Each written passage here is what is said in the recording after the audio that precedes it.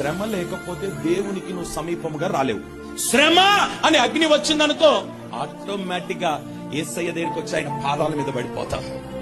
శ్రమ లేనిదే సింహాసనము, శ్రమ లేనిదే మోకాల జీవితం, శ్రమ లేనిదే ప్రార్థన జీవితం రాదు. కొన్ని నిన్ను శ్రమలో ఆయన్నే పెడతాడు.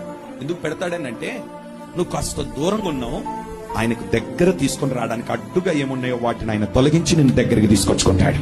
ఒంటరి వాణిగా చేసేస్తాడు. ఎప్పుడైతే నువ్వు ఒంటరి వాడు అవుతావో నిన్నటి వరకు నీ ప్రక్కన కూర్చొని తిన్నవారు కూడా నేను పలకరించరు. నీ తల్లి నీ తండ్రి కూడా నీ దగ్గరకు వచ్చి నీతో మాట్లాడరు. కుటుంబం అంతా నేను దూరం పెట్టడం ప్రారంభిస్తుంది. ఎందుకొరకో తెలుసా? ఆ ఒంటరితనములో నేను దేవునితో మాట్లాడాలని.